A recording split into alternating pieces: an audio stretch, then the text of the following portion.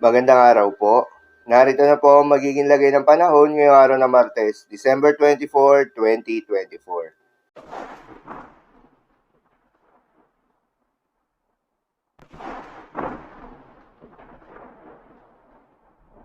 Sa kasalukuyan na tayo sa pag-asa, patuloy na nakakaapekto itong shear line o yung salubungan ng malamig na northeast monsoon at mainit na hangin galing sa may silangan sa may southern Luzon at eastern Visayas. Dahil dito asahan yung maulap na kalangitan na may kalat-kalat na mga pagulan at isolated thunderstorms. Northeast monsoon naman o hanging amihan ang patuloy na nakakaapekto sa nalalabing bahagi ng Luzon. Dahil dito asahan naman yung maulap na kalangitan na may kasamang mga pag-ulan. Habang maaliwalas na panahon naman ang mararanasan sa nalalabing bahagi ng ating bansa na may mataas na tsansa ng mga pag-ulan lalo na sa hapon o sa gabi, dulot ng mga localized thunderstorms.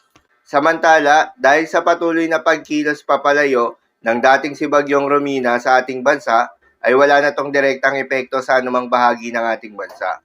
At maliban nga sa bagyong ito, ay wala na tayong binabantayan na low pressure area o bagyo sa loob o malapit sa Philippine Area of Responsibility na maring makaapekto sa ating bansa hanggang sa susunod na 3 araw.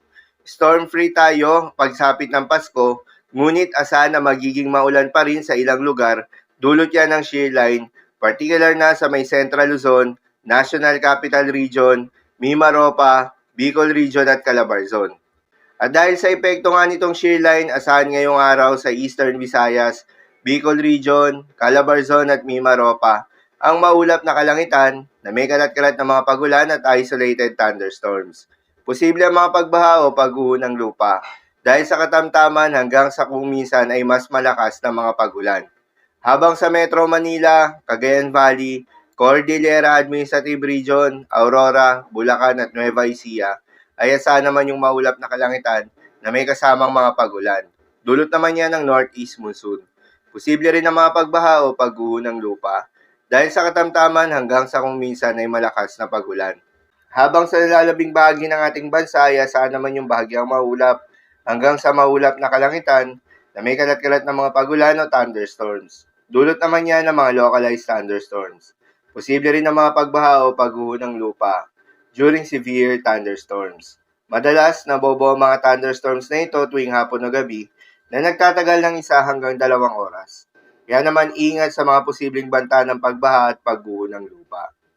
At dahil pa rin nga sa epekto nitong shear line, asahan ngayong araw ang heavy to intense rain sa may Aurora, Quezon, Camarines Norte at Catanduanes.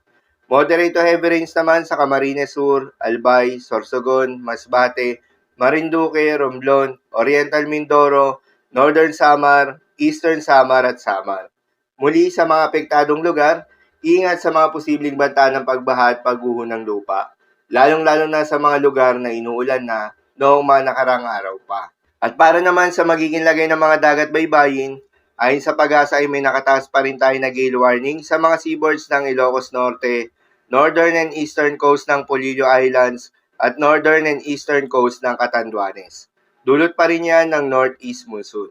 Pahin ng pag-asa ay huwag munang pumalaot yung mga kababayan nating mga isda at yung may mga maliliit na sasakyang pandagat sa mga nasabing seaboards. Dahil inaasahan pa rin yung maalon hanggang sa napakaalon na karagatan. So yun lamang po para sa lagay ng panahon ngayong araw ng Martes. Keep safe everyone.